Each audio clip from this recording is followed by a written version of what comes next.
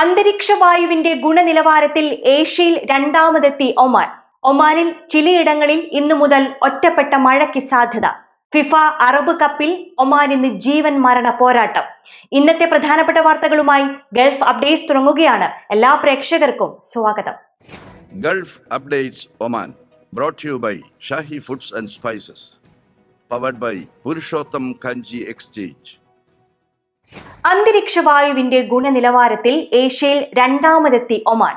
നമ്പ്യോ world air quality സൂചികയിലാണ് ഒമാന്റെ നേട്ടം.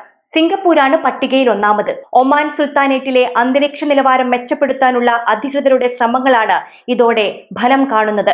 ഫലപ്രദമായ നിയമങ്ങൾ, നവീന നിരീക്ഷണ സാങ്കേതിക വിദ്യകൾ, ക്രമബദ്ധമായ വ്യാവസായിക രീതികൾ എന്നിവയിലൂടെ വായു നിലവാരം മെച്ചപ്പെടുത്തുന്ന ഒമാന്റെ പരിശ്രമങ്ങൾക്ക് അടിവരയിടുന്നതാണ് ഈ നേട്ടമെന്ന് പരിസ്ഥിതി അതോറിറ്റി പറഞ്ഞു. ഏഷ്യയിലുടനീളം 2025 വായു ഗുണനിലവാര ചിത്രം വ്യത്യസ്തമാണ്. വേഗത്തിലുള്ള വ്യാവസായികവൽക്കരണം, നഗരത്തിരക്ക്, കാലാവസ്ഥാ രീതികൾ എന്നിവ മൂലം ചില രാജ്യങ്ങൾ ഇപ്പോഴും ഉയർന്ന തോതിലുള്ള കണിക മാലിന്യങ്ങളെ നേരിടുന്നു. തെക്കൻ ഏഷ്യയിലും കിഴക്കൻ ഏഷ്യയിലും ലോകത്തിലെ ഏറ്റവും ഉയർന്ന വായു മലിനീകരണ സാന്ദ്രത രേഖപ്പെടുത്തിയ മേഖലകളാണ്. ഒമാനിൽ വെള്ളി, ശനി ദിവസങ്ങളിൽ മുസന്തം ഗവർണറേറ്റ് അടക്കമുള്ള ചില പ്രദേശങ്ങളിൽ ഒറ്റപ്പെട്ട മഴയ്ക്ക് സാധ്യതയുണ്ടെന്ന് സിവിൽ ഏവിയേഷൻ അതോറിറ്റി അറിയിച്ചു. ചിലപ്പോൾ ഇടിമിന്നലോടുകൂടിയ ശക്തമായ മഴയ്ക്കും സാധ്യതയുണ്ടെന്ന് അതോറിറ്റി മുന്നറിയിപ്പ് നൽകി. സുൽത്താനേറ്റിലെ മിക്ക ഗവർണറേറ്റുകളിലും ആകാശം ഭാഗികമായി മേഘാവൃതമായി തുടരുമെന്ന് പ്രതീക്ഷിക്കുന്നു. സിവിൽ ഏവിയേഷൻ അതോറിറ്റി പുതിയ വിവരങ്ങൾ പ്രകാരം രാജ്യത്തെ താപനില തുടർച്ചയായി താഴ്ന്നുകൊണ്ടിരിക്കുകയാണ്. കഴിഞ്ഞ 24 മണിക്കൂറിനിടെ രാജ്യത്തെ ഏറ്റവും കുറഞ്ഞ താപനില 6.8 ഡിഗ്രി സെൽഷ്യസ് എന്ന തോതിൽ സൈക്കിളാണ് രേഖപ്പെടുത്തിയത്. തുംറൈത്ത് 12.5 ഡിഗ്രി സെൽഷ്യസ്, വിദിയ 13.3 degree Celsius, Muqshin 13.8 degree Celsius എന്നിങ്ങനെയും താഴ്ന്ന താപനില റിപ്പോർട്ട് ചെയ്തു.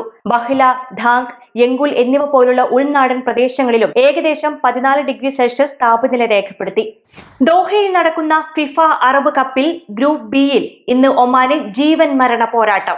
ആദ്യ മത്സരത്തിൽ സൗദിയോട് 1-2 ഗോളുകൾക്ക് തോൽവി വഴങ്ങിയ ഒമാന് അടുത്ത റൗണ്ടിലേക്ക് മുന്നേറണമെങ്കിൽ വെള്ളിയാഴ്ച മൊറോക്കോയ്ക്കെതിരെ ജയം അനിവാര്യമാണ്. ഗ്രൂപ്പിലെ ശക്തരായ ടീം കൂടിയാണ് മൊറോക്കോ. ആദ്യ കളി വിജയിച്ച മൊറോക്കോ തുടർച്ചയായി 2ാം ജയം തേടിയാണ് ഒമാനെ നേരിടാനൊരുങ്ങുന്നത്. ഒമാൻ സമയം വൈകിട്ട് 6:30 മത്സരം. തിങ്കളാഴ്ച രാത്രി 9 കൊമറോസിനെതിരെയാണ് ഗ്രൂപ്പ് ഘട്ടത്തിലെ ഒമാന്റെ അവസാന മത്സരം. ഒമാനിലെ ഖാബൂറയിൽ കാർ അപകടത്തിൽ മലയാളി യുവാവ് മരിച്ചു.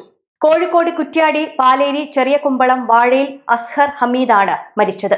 35 വയസ്സായിരുന്നു. അസ്ഹർ സഞ്ചരിച്ച കാർ ഖാബൂറയിൽ വെച്ച് ഡിവൈഡറിലിടിച്ചാണ് അപകടം. വ്യാഴാഴ്ച വൈകിട്ട് ബിസിനസ് ആവശ്യാർത്ഥം സുഹാറിൽ നിന്ന് മടങ്ങുന്നതിനിടെയാണ് അപകടം. മസ്കത്തിൽ ബിസിനസ് ചെയ്യുന്ന അസ്ഹർ റൂബി ഹോണ്ട റോഡിലെ അപ്പാർട്ട്മെന്റിൽ കുടുംബവുമൊത്ത് താമസിക്കുകയായിരുന്നു. താഹിറയാണ് മാതാവ്, ഹഷ്മിയാണ് ഭാര്യ. മകൾ ദനീൽ. മൃതദേഹം ഖാബൂർ ആശുപത്രിയിൽ സൂക്ഷിച്ചിരിക്കുകയാണ്. മരണാനന്തര നടപടിക്രമങ്ങൾ പ്രവാസി വെൽഫെയർ ഒമാനിന്റെ നേതൃത്വത്തിൽ നടന്നുവരുന്നു. ഇതോടുകൂടി ഇന്നത്തെ ഗൾഫ് അപ്ഡേറ്റ്സ് പൂർണ്ണമാവുകയാണ്. നമസ്കാരം. ഗൾഫ് അപ്ഡേറ്റ്സ് നിങ്ങളുടെ വാട്സാപ്പിൽ ലഭിക്കുന്നതിന് നിങ്ങളുടെ പേരും സ്ഥലവും 96201150 എന്ന നമ്പറിലേക്ക് വാട്സാപ്പ് മെസ്സേജ് അയക്കൂ. Gulf updates Oman brought to you by Shahi foods and spices, powered by Purushottam Kanji exchange.